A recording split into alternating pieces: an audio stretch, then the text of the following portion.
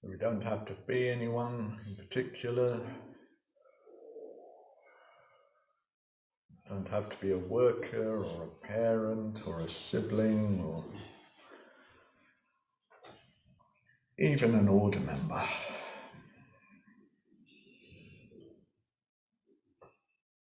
Even a retreat.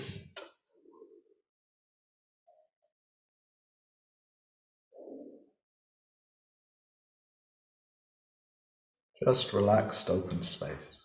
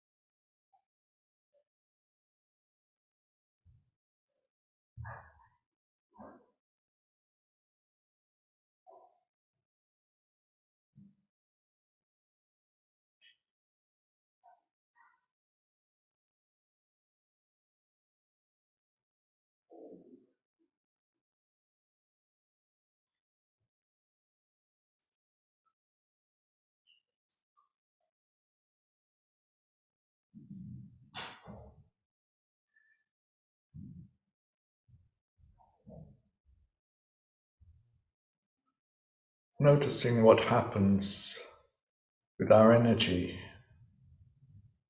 as we relax a little.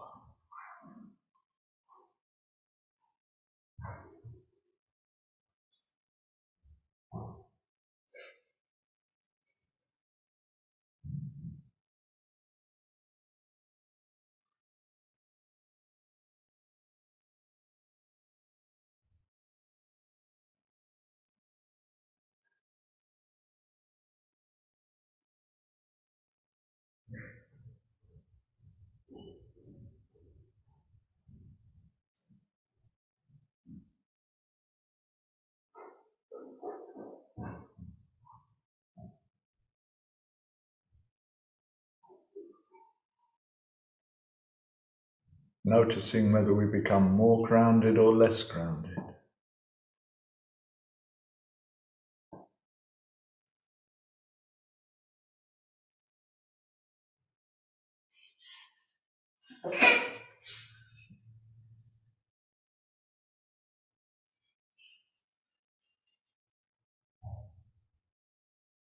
And how do we know that? What are the sensations, the feelings that tell us that?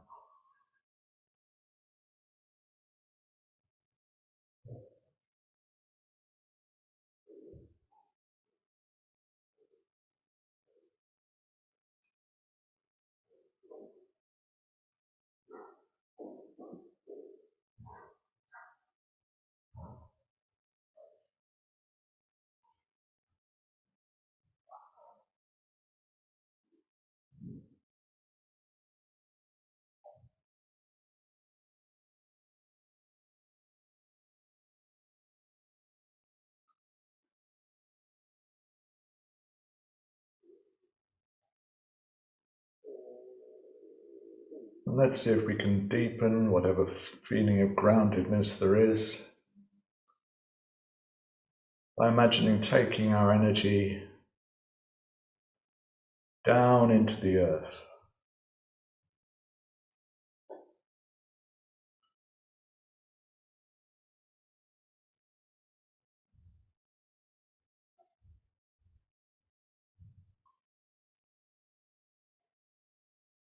So awareness and energy both gathering in the earth beneath us.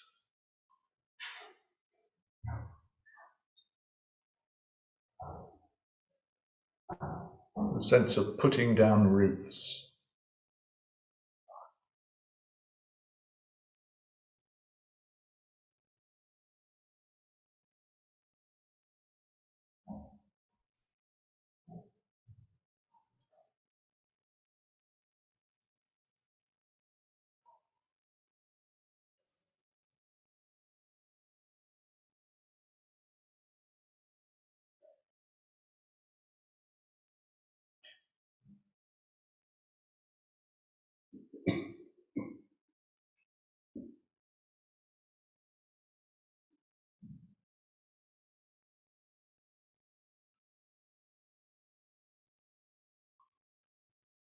From that sense of groundedness of the lower body, letting the upper body extend naturally,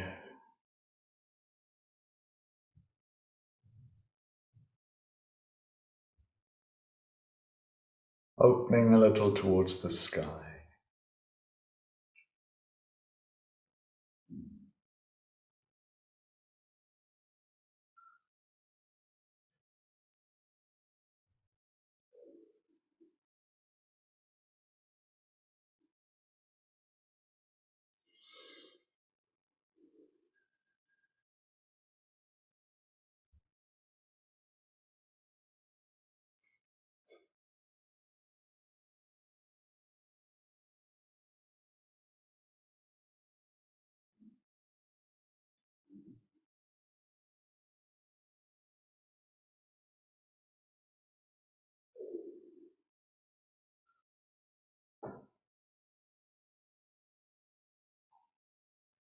Now letting the body fill with kindly awareness as much as we can.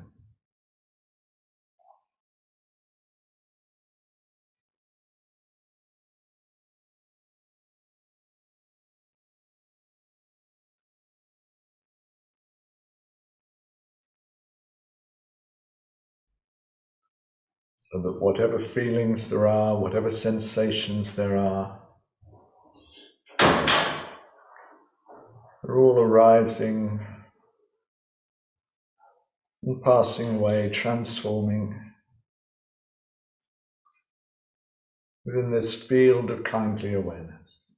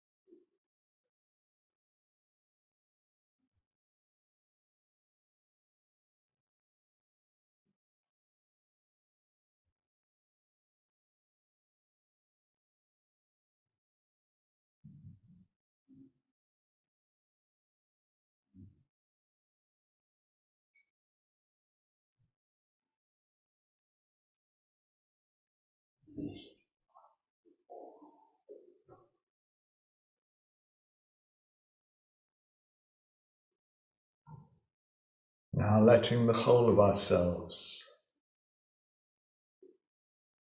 be a field of kindly awareness. So whatever emotions are going on, whatever our mood is, whatever thoughts, words, pictures, etc.,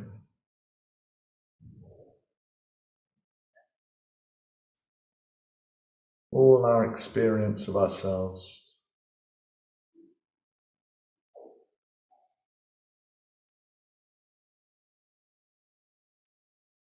all permeated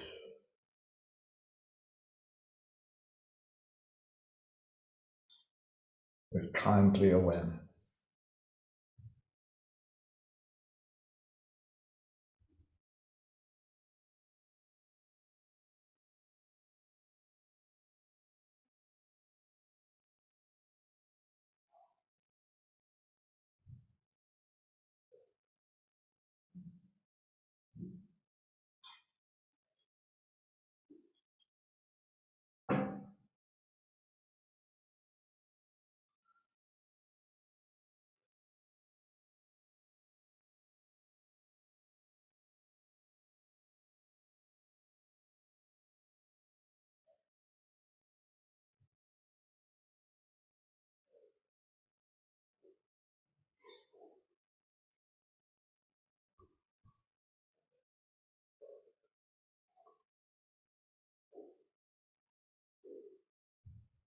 So whether it's a physical sensation, an idea, an emotion, everything arises, is cared for, and transforms in this field of loving awareness.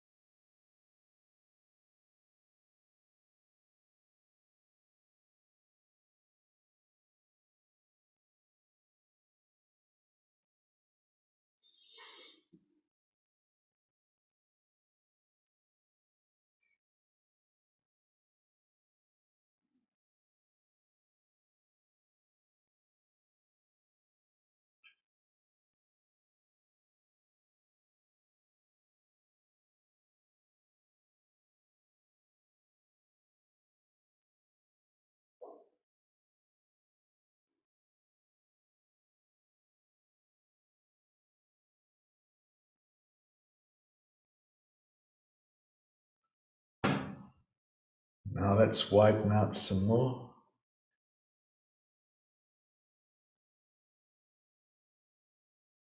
And let our awareness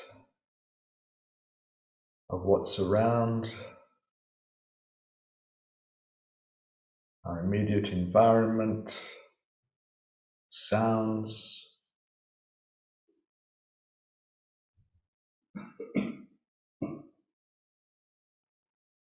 all that be included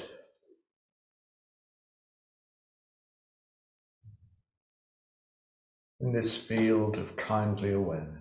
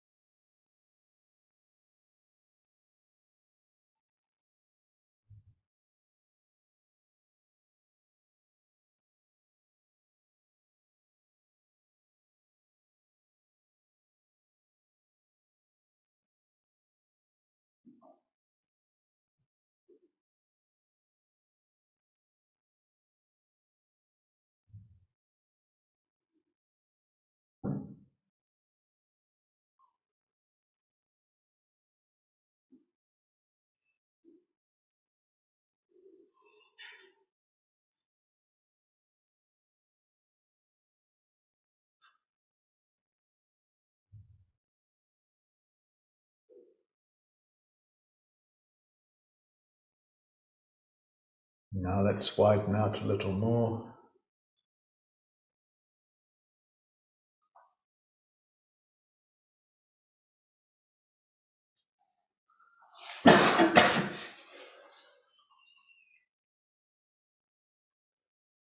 Using our imaginative connection to be aware of all those in our retreat community, all those meditating with us.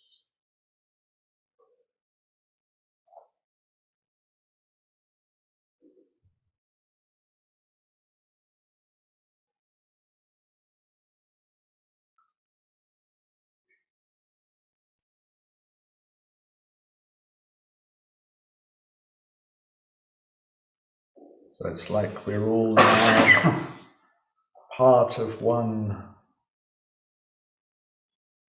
great field of kindly awareness that we're all participating in.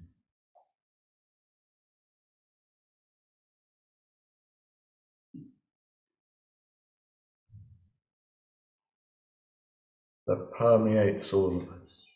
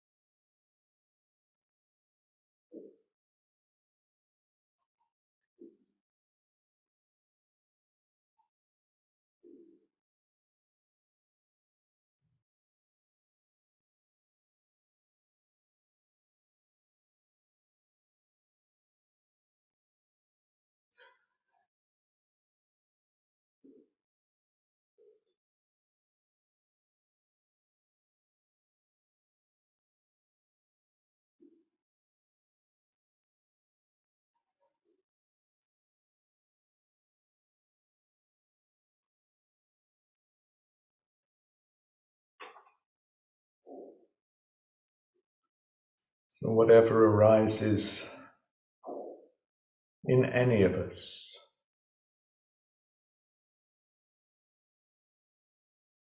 physical sensation,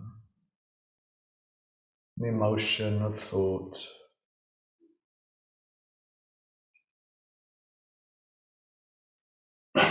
gets loved and cared for.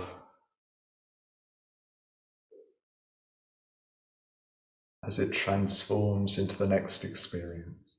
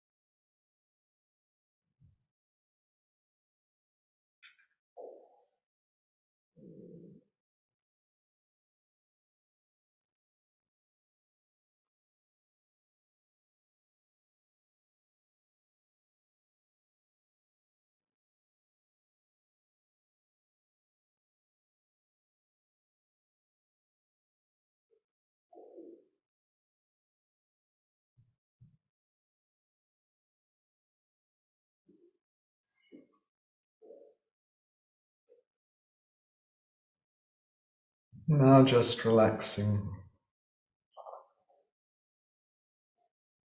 not trying to make anything happen or stop anything happening.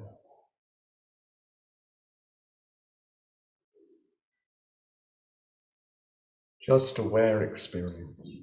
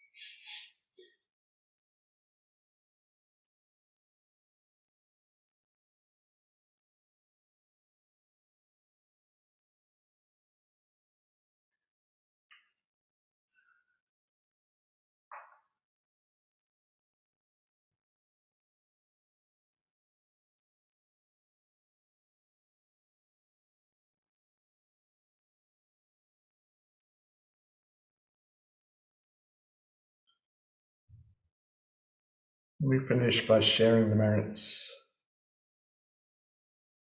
It doesn't have to be formal. It can just be a heart movement.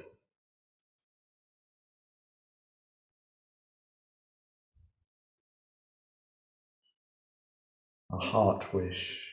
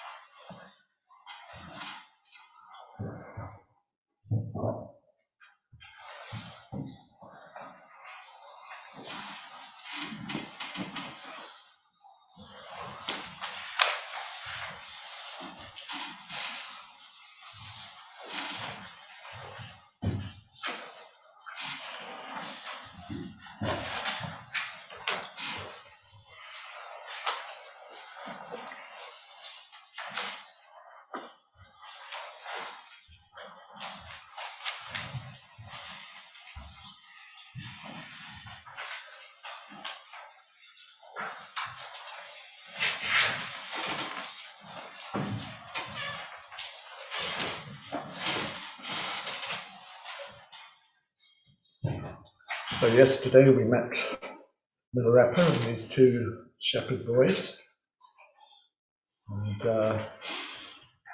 Milarepa revealed that he had a heart companion. He had Bodhicitta as his companion.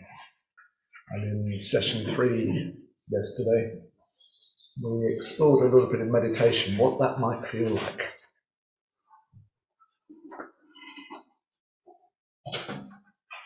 And one of the younger shepherd boys is quite interested in exploring. He's curious, he wants to understand. So we saw Milarepa meets him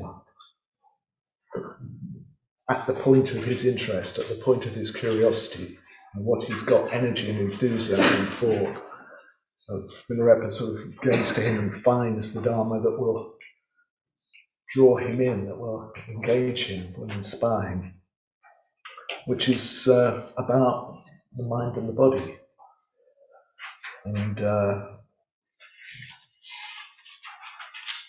eventually we saw the shepherd boy gets sent off to look at whether there's how many minds there are in the body.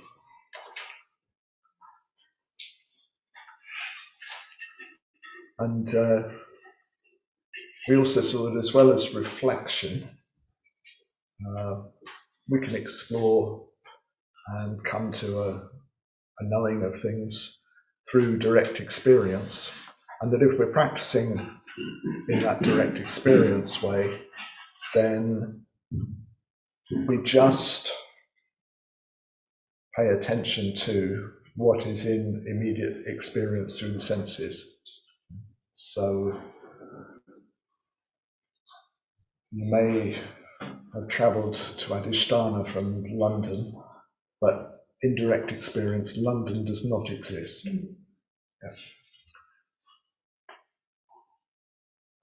You may be sitting in the middle of London right now looking at a screen, but all that there is in direct experience is the screen and what else you can see and hear. You may hear sounds of the city coming through your window, but that's it. Yeah. Everything else is add-ons to the direct experience. Yeah. And we also saw that, you stay, not only do you stay with current experience, but we do our best to peel off the layers of ideas and assumptions and stories and names and labels about the experience. All that is about the experience. We're aiming to directly experience the experience, to be the experience. So useful as all that is, if you travelled from London, you wouldn't have got here without names and labels and stories and timetables and all sorts of things. None of that is going to be helpful in developing this kind of pranya, this direct, intuitive knowing of how things are, as Bhante puts it. So that's how we'll be working over the next few days in various ways.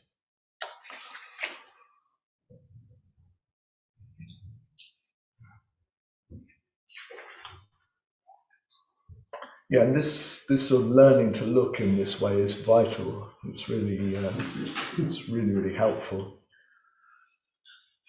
In fact, as I said yesterday, it's not this process of going deeper into experience isn't so much about coming up with answers.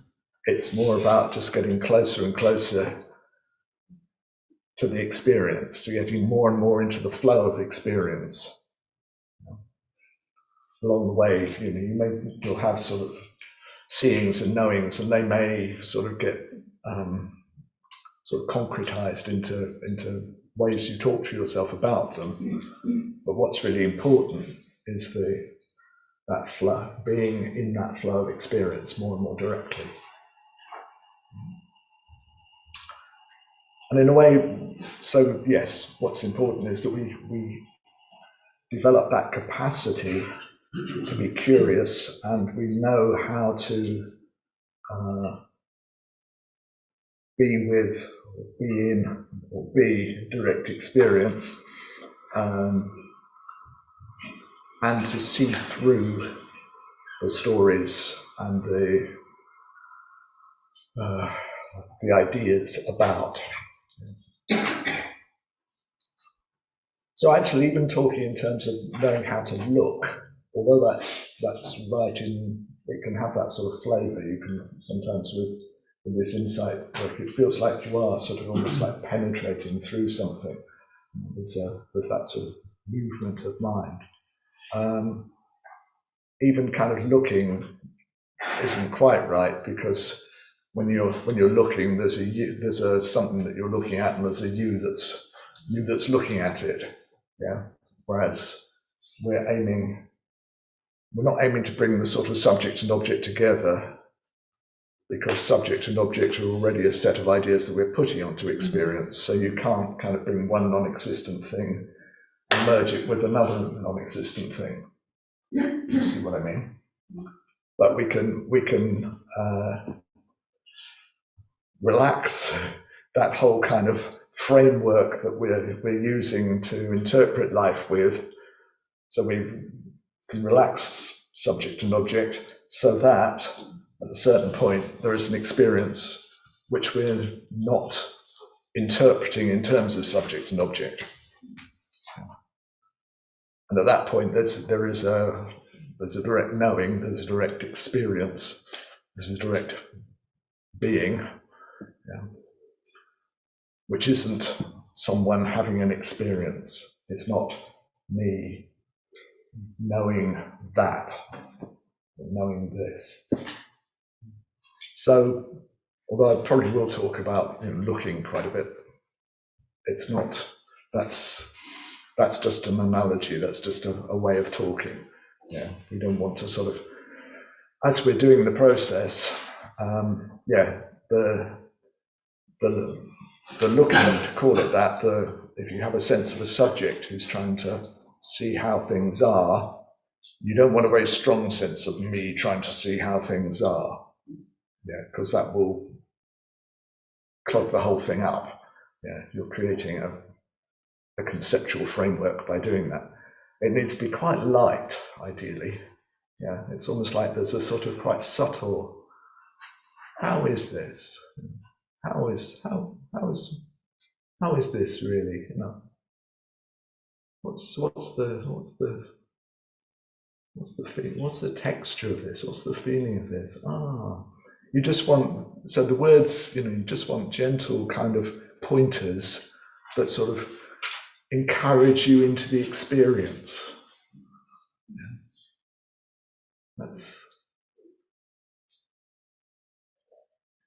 You get a feeling for that, a sense of that.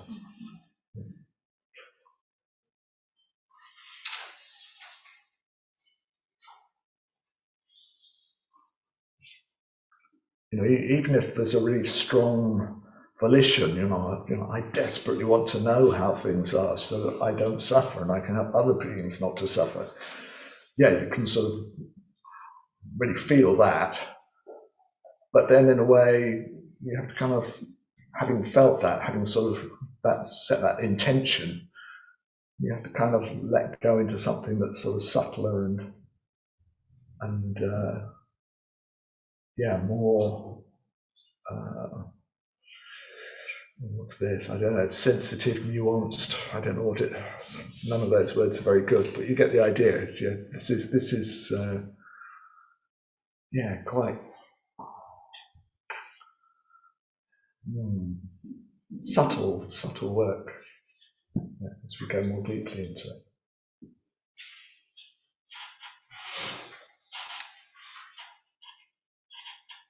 Which is why often shamatha and vipassana are practiced together or alternately, so that to the extent that you can, you're doing this insight work in a state of mind that is kind of clearer and subtler and more refined.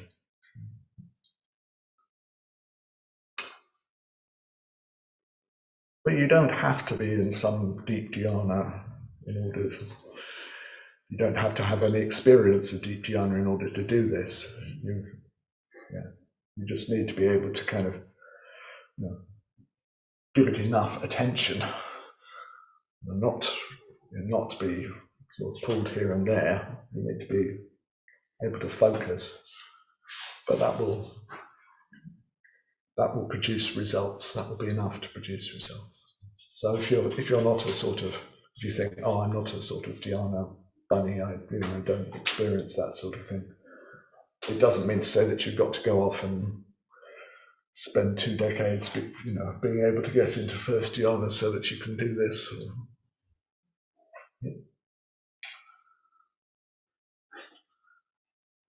All right, is that clear? Yeah, so we can all do this. So let's see what happened next day. So at this point, the boys took their leave and went home. Next morning, the younger boy returned. So the older boy didn't return. I'm not going back to him. He's a weirdo. What is all this stuff? And Bhante kind of comments how it's sort of interesting. These two boys, they've probably been brought up in the same environment, very, very similar, and yet they both met Milarepa, and yet it's as if they're in their own kind of different worlds. So one of them connects and is interested, and the other just isn't. So the younger boy returned and said to Milarepa, "Dear Lama, last night I tried to find out what my mind is and how it works. I observed it carefully, and found that I have only one mind," which probably if we had to plump for, have I got one mind or lots of minds, we'd probably go for one, wouldn't we? Yeah. It's usually how we talk, isn't it? About my mind. We don't talk about my minds. were all over the place. I mean, we have enough trouble with one of them, so yeah.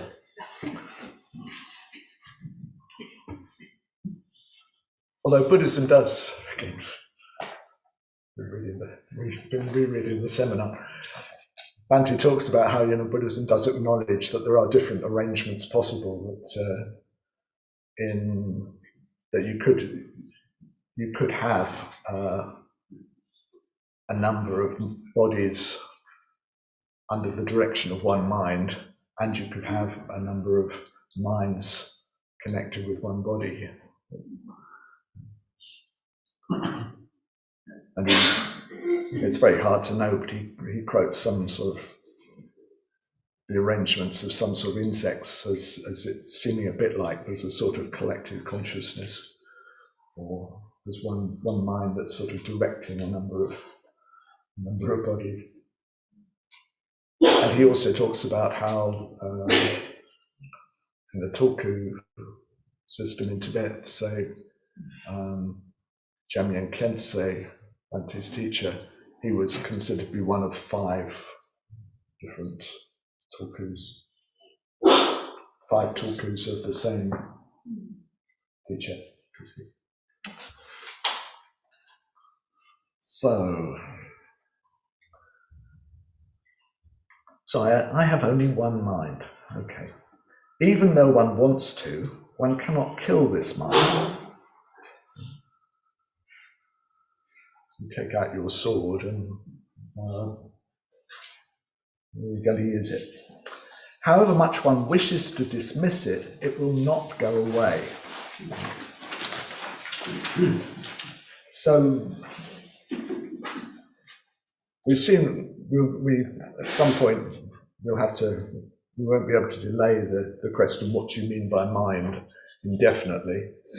But for now, it seems like the shepherd boy is just looking at all the mental part of his experience, so what's not the body. So kind of like the other 4 skandhas, he's looking at his feelings and sensations, his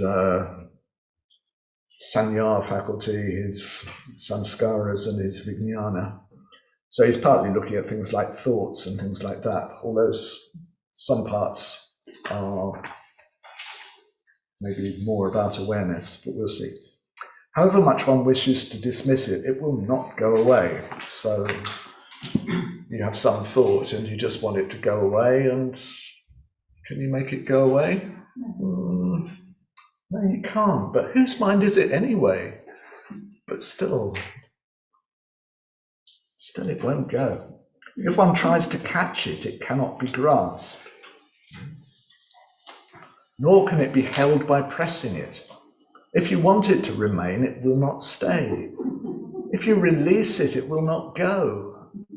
You try to gather it, it cannot be picked up. You try to see it, it cannot be seen. You try to understand it, it cannot be known. If you think it is an existing entity and cast it off, it will not leave you. If you think that it's non-existent, you feel it running on. It's something illuminating, aware, wide awake, yet incomprehensible. In short, it's hard to say what the mind really is. Please be kind enough to explain the meaning of the mind.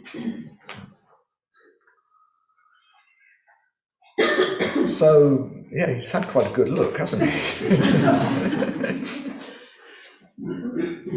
And he's probably got quite a simple mind. He hasn't been binging on Netflix and things.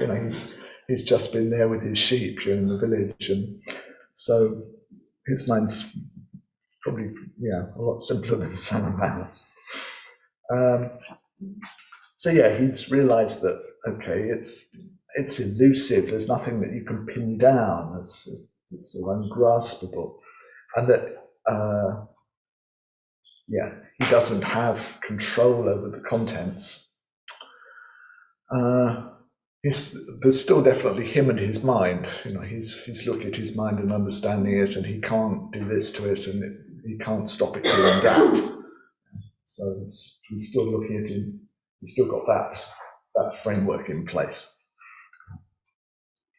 But he's seen quite a lot, and he's seen that it's neither existent nor non-existent, for instance. But I think we don't need to go into all the detail of it right now.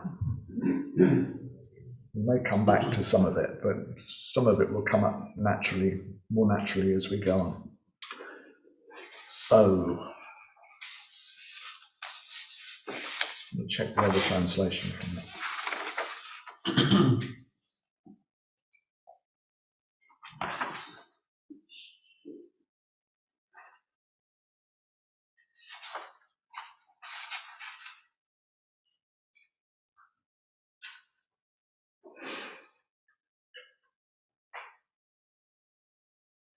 In the other translation, which is more accurate, this bit about it's something illuminating, aware, wide awake, yet incomprehensible isn't there. Yeah.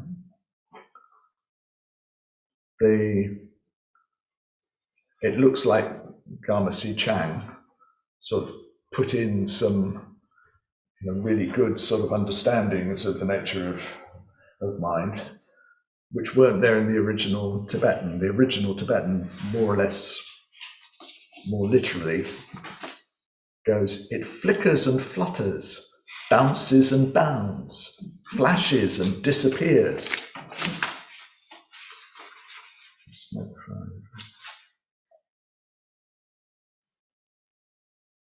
Rig rig tur tur, tray tray, yell yell badi.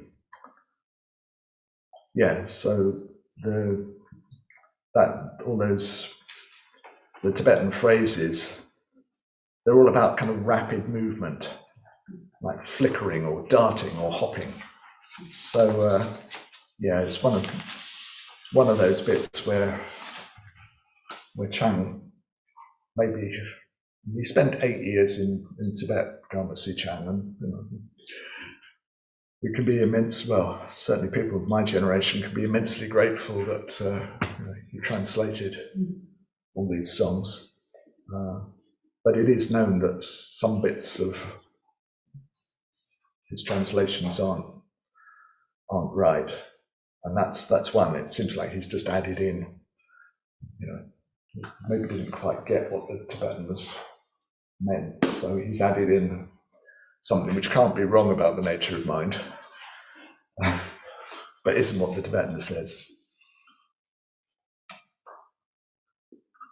So, the Shepherd Boys had a good look and sort of has ended up a bit like, I don't know, please help me out, tell me.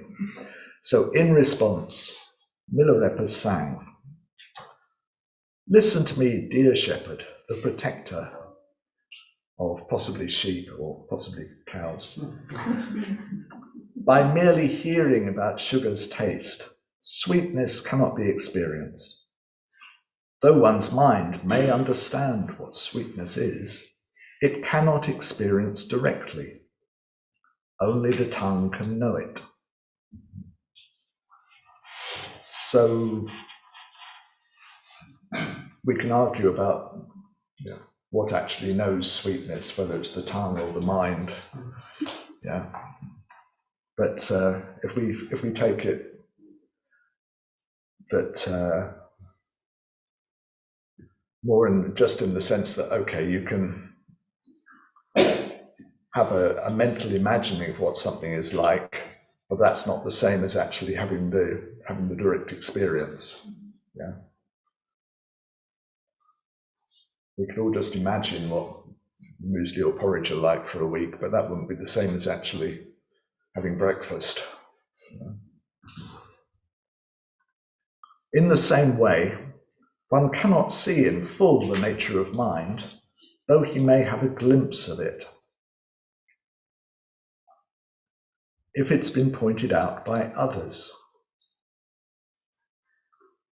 If one relies not on this one glimpse, but continues searching for the nature of mind, he will see it fully in the end. Dear shepherd, in this way you should observe your mind.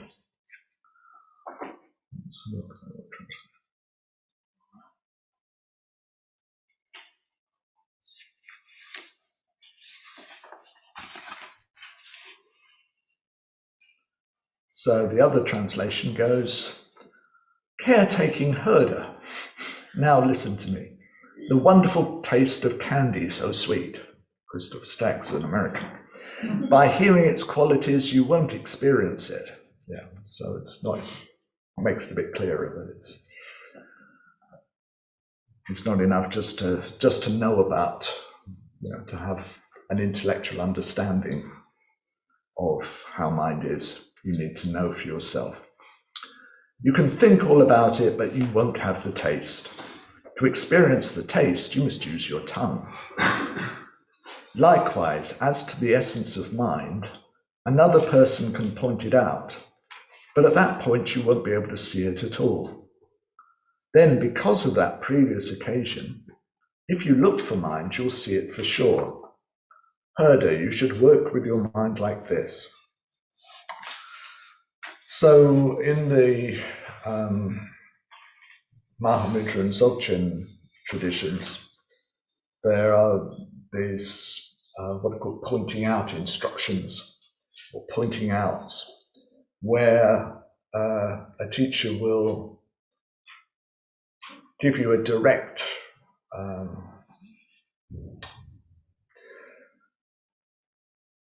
what's the word? No, I need a variety of words. Okay. They will attempt to impart to you how the nature of mind is, or it could be some other dharma, crucial piece of dharma, but it's usually about the nature of mind. And because this isn't about understanding it intellectually and knowing what it's like intellectually, they're trying to get across to you. They're trying to catalyze the experience in you in some way. You see what I mean? Yeah.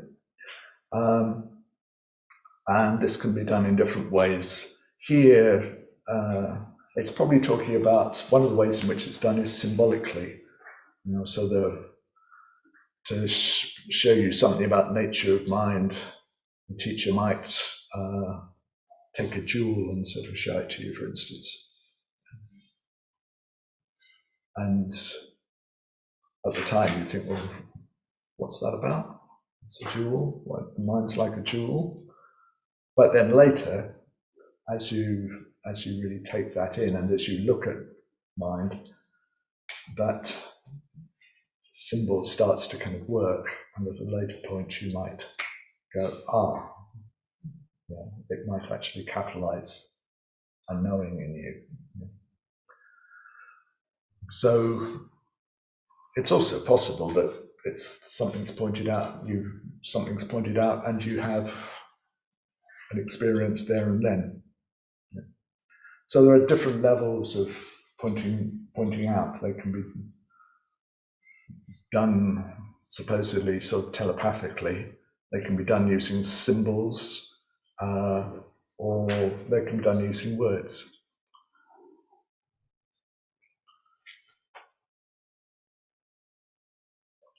So sometimes a teacher will read a piece of Dharma that describes the nature of mind, and you sit in sort of meditation and really sort of take it in and see if that sort of, if it doesn't catalyze a deep knowing at the time, it's as if you take it in as deeply as you can.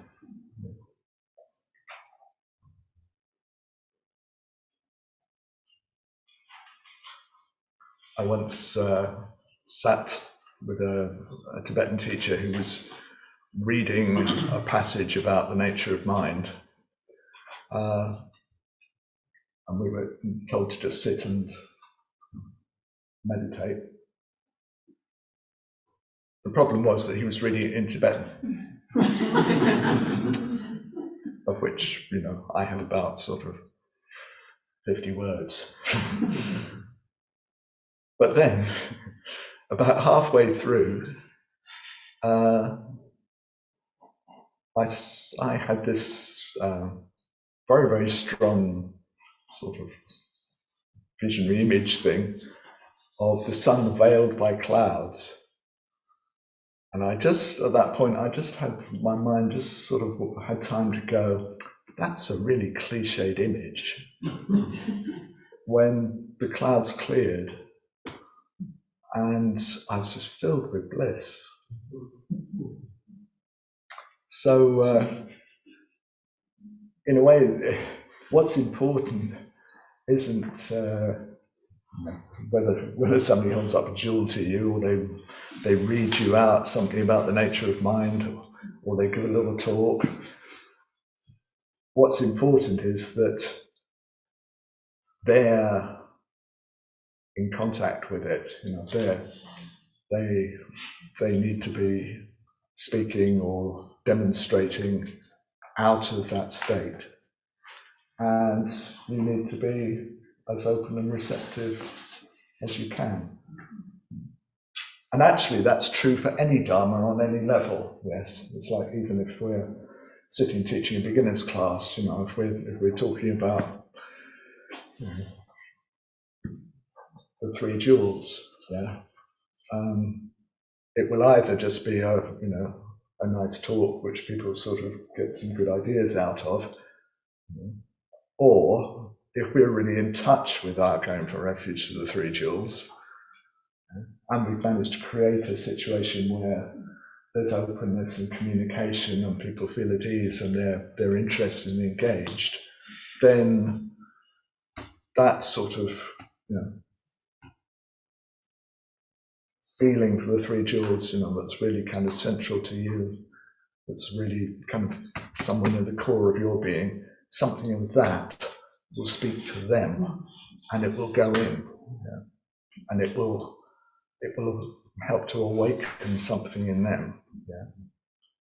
So, yes, you kind of read about pointing out instructions, and it all sounds very esoteric, but in a way, it's just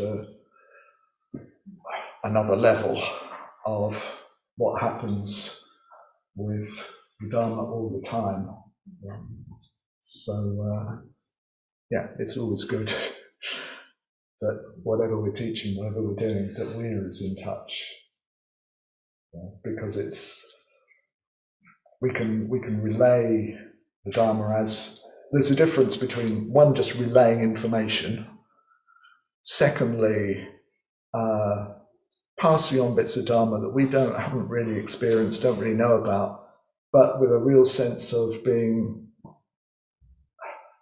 connected to a sort of lineage of other order members and Bhante and his teachers and so on, and the Buddhist tradition, and doing our real best with care to pass on that piece of Dharma, even though, we haven't fully got it yet, but here it is, Sometimes people get things, in the early days I gave some terrible Dharma talks, but sometimes people would kind of get much better than I gave them somehow, because they were really receptive, and I'd had some good teaching.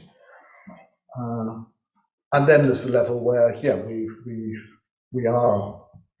we do embody something of this Dharma that we're passing on, and we really want to share it, we really want to communicate it. There's a sense of the beginnings of the Bodhicitta, at least, yes, other beings, other people may get something of this wonderful, valuable thing, there. And but we've created the conditions where something does get catalyzed, something does get, there's a shared sort of experience. So this is another level of that. So for this in the full sense, the teacher is in a state of mind where that subject-object duality isn't being created. So they have no sense of separation with the person that they're talking to. There's just like a field of awareness out of which there's a sense of something being said or something being shown, but there's no sense of, here am I giving you the pointing out instruction, none of that at all. Yeah, and that's sort of why it works. It just creates a sort of field. And you get a sense of that, even a study group, you start off, everybody turns up in their own kind of worlds, and then as time goes on, if it goes well, you create this sort of field of communication, and it's like you're all exploring the Dharma together, and yeah, it's like something that's created that's more than the individual in a way, at least the beginnings of that.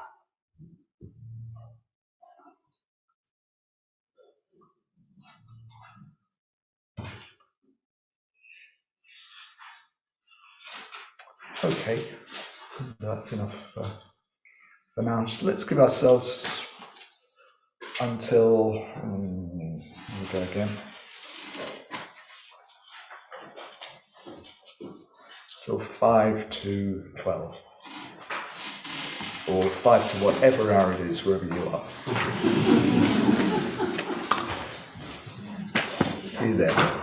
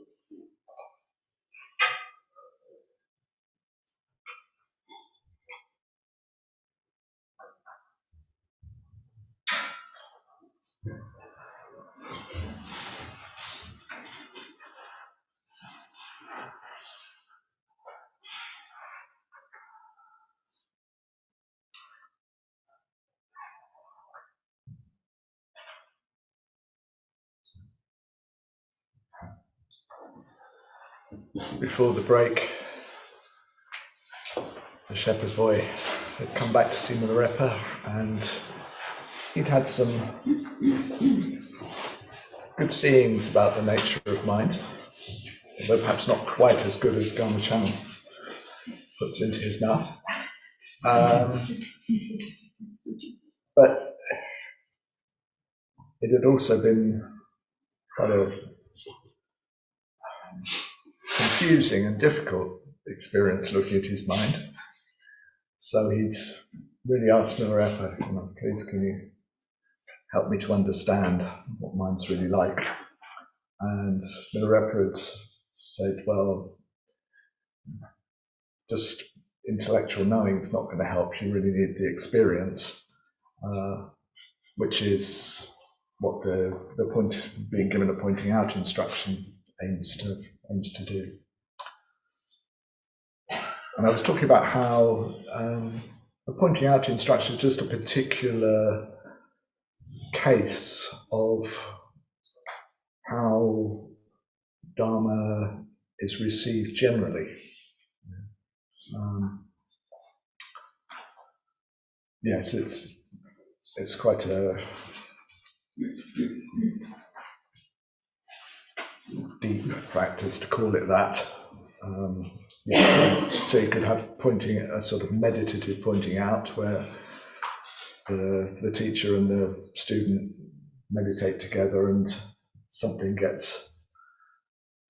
happens in that context. You could have a symbolic pointing out. You could have a pointing out in words. It can be very formal. Okay, we all sit in the shrine room and the teacher does something or other. It can be very informal. Patrul Rinpoche is one of my Dharma heroes. 19th century Nyingma Lama. He has a story where he's with one of his main students, Nelshul Rumtok, and they're just sort of hanging out together, really. And Patrul inquires of his student, have you realized the nature of mind? And the student says, no, I never have. And Patrul says, well, it's easy. Yeah, let's just lie here. It's the end of the day. Can you hear the dogs barking in the village? Yeah. That's it.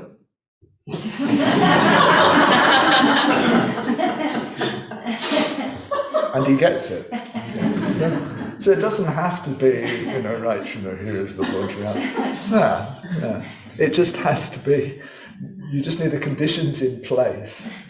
And the Mahamudra tradition of Milarepa in terms of deep wisdom and insight, says that the main condition for that is devotion, which isn't what you think. You think, oh, very often if you're really into wisdom and insight and that, you think, well, those sort of people who can't hack this stuff, they can do all the devotional stuff instead.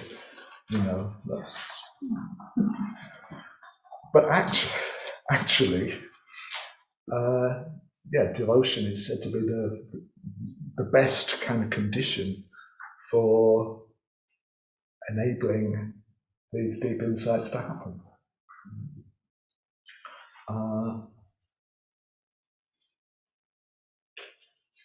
And maybe I don't need to sort of spell out too much why that is, but I suppose if I think about, I used to teach loads of study groups way back, 40 odd years ago even, and I would be making sure that I understood the material and that I could sort of probably answer some of the questions that would come up, and I could try and think of some stimulating ways to put it across, and maybe some questions which would sort of used to go all right.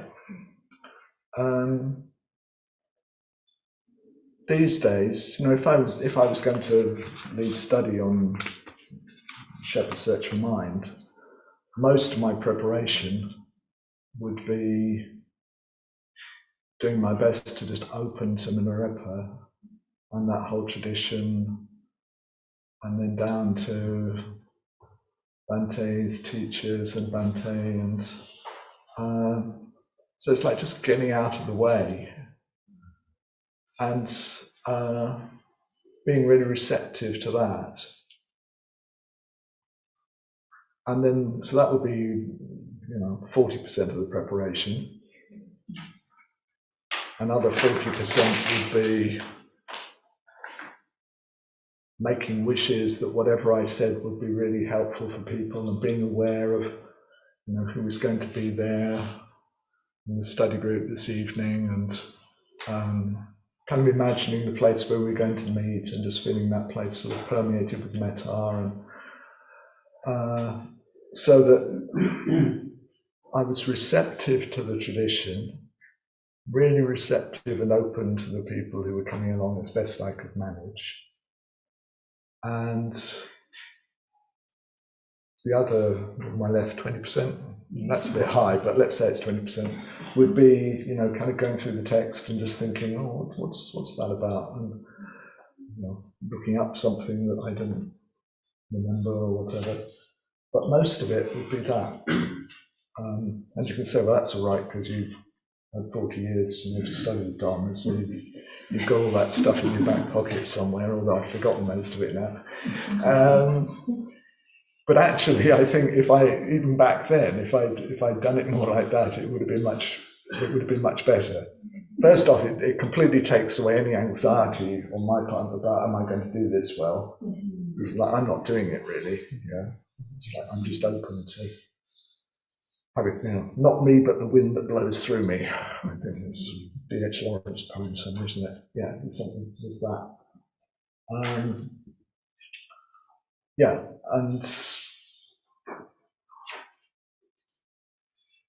the Dharma and mind just are very mysterious, the way in which things work.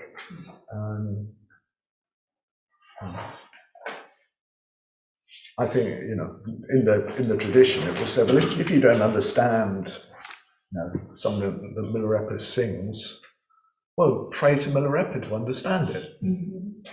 And you think, oh, well, he's only been dead 1,000 years. What's going on? But either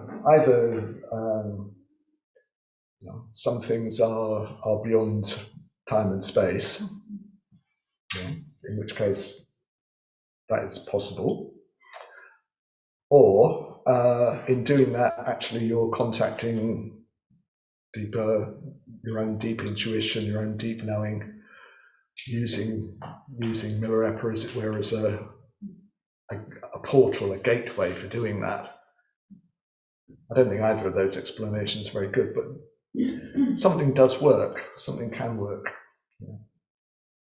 Often you kind of open to something like that and there is a response. It may not be, it may be in words, it may not, it may be later, it may be then, it may be in a dream, it may be, who knows.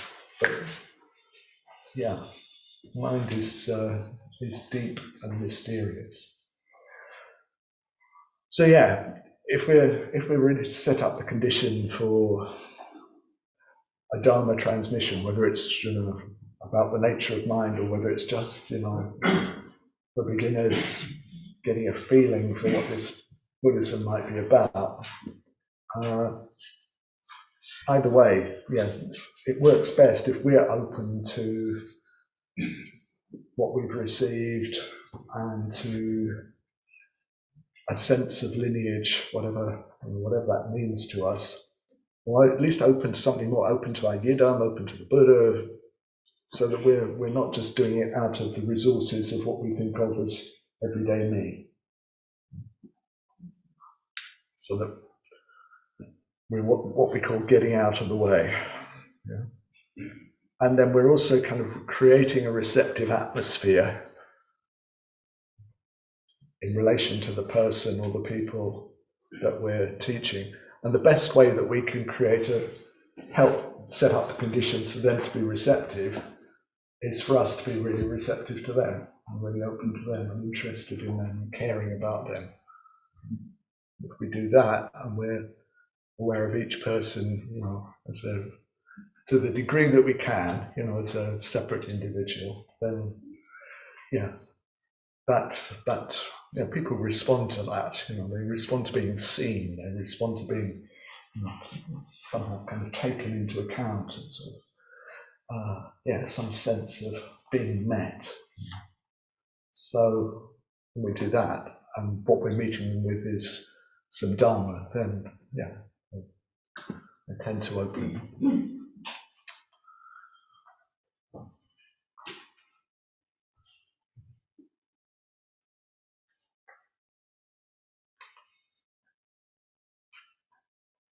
Okay, what are we doing for time? We hope. Did I get to the end of Milarepa's little song? I don't think I did I? Did I? Yes, I did. Dear Shepherd, in this way you should observe your mind. Yeah, so let's stop there this morning and let's do some meditation together.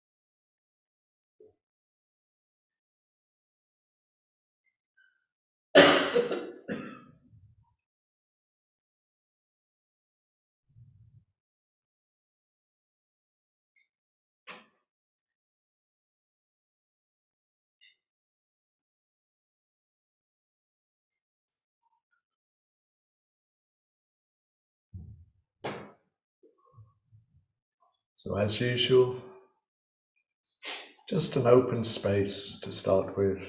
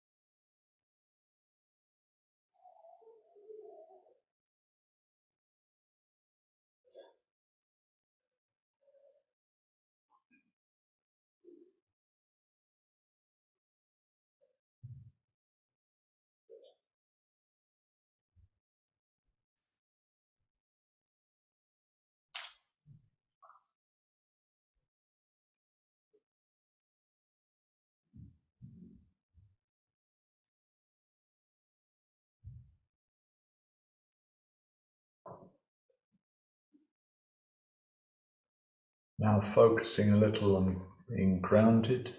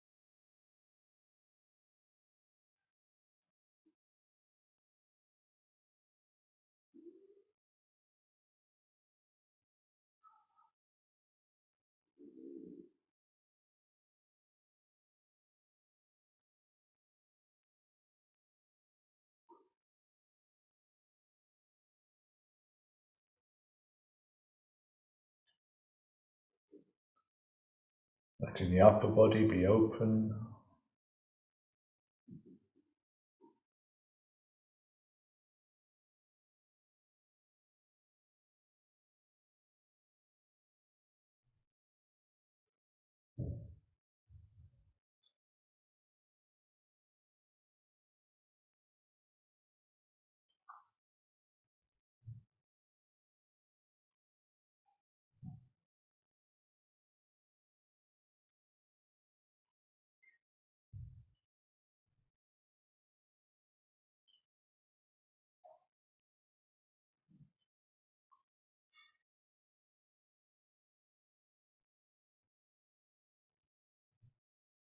Letting awareness pervade the body.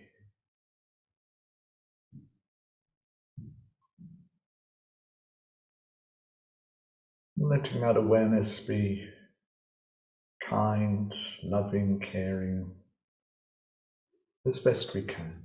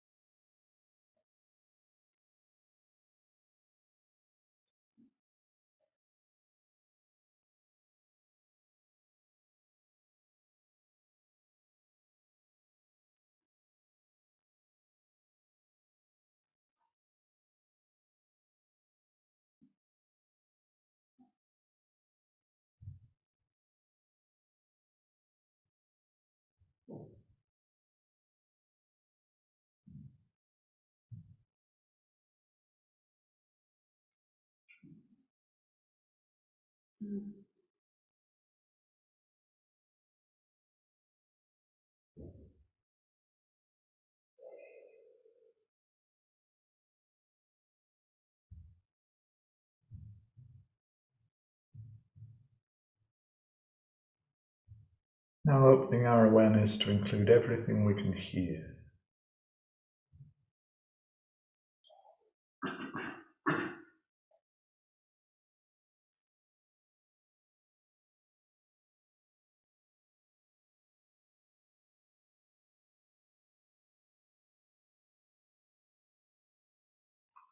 If we can't hear anything, being aware of the silence.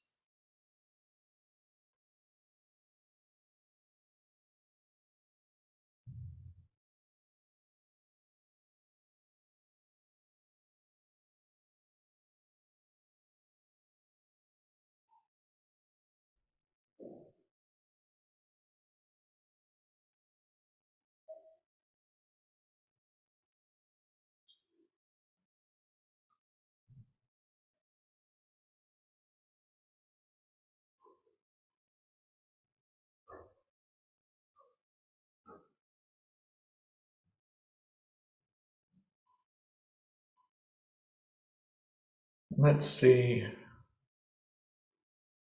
we can just let the sounds come and go without needing to label them or tell a story about what they're about.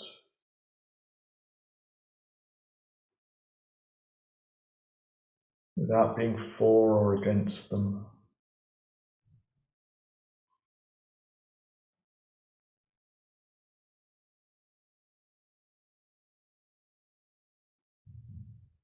Just really simple. In the herd, just the herd.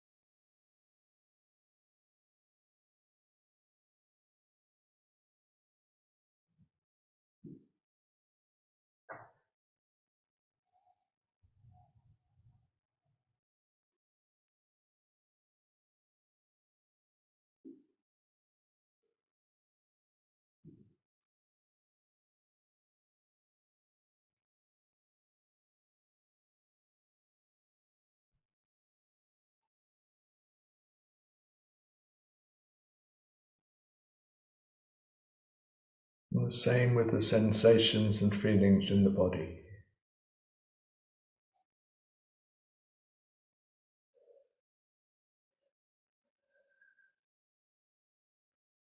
No need to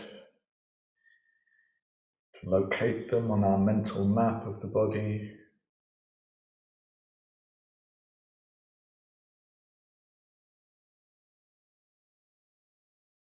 No need to talk to ourselves about them.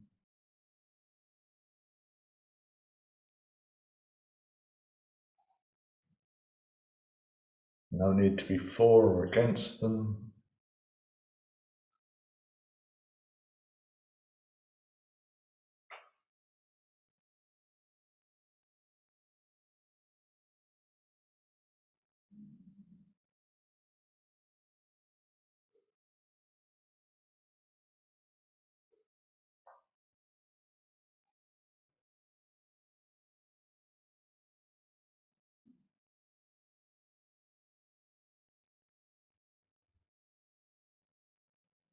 Resting in the simple sensation.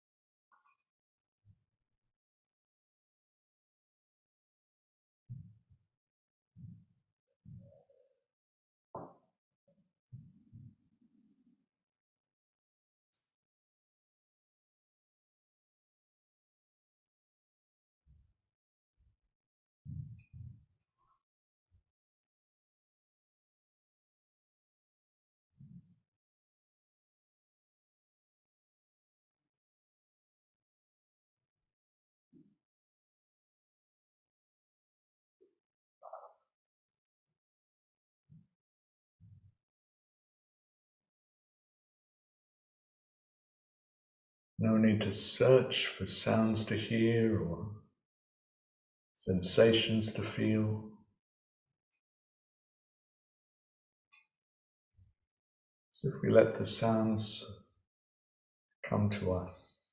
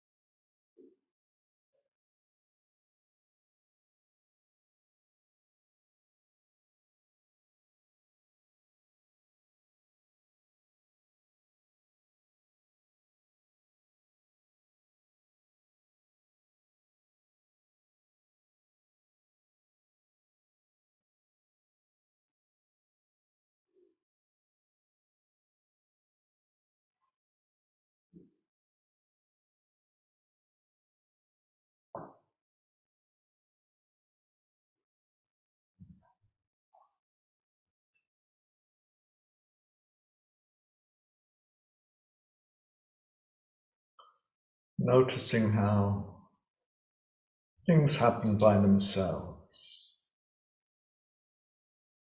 Sensations and feelings arise and pass away. Sounds come and go.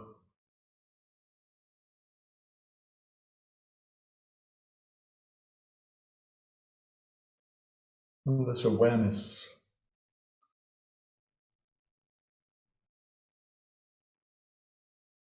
without having to create a sense of me being aware.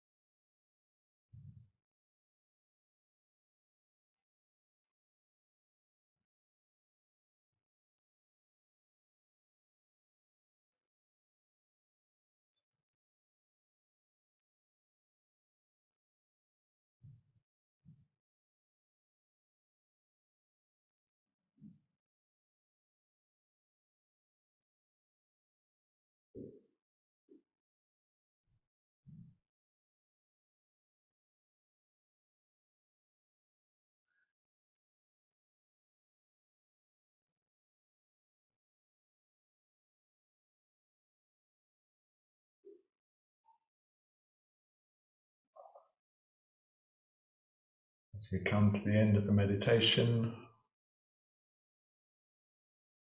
one more chance to relax completely.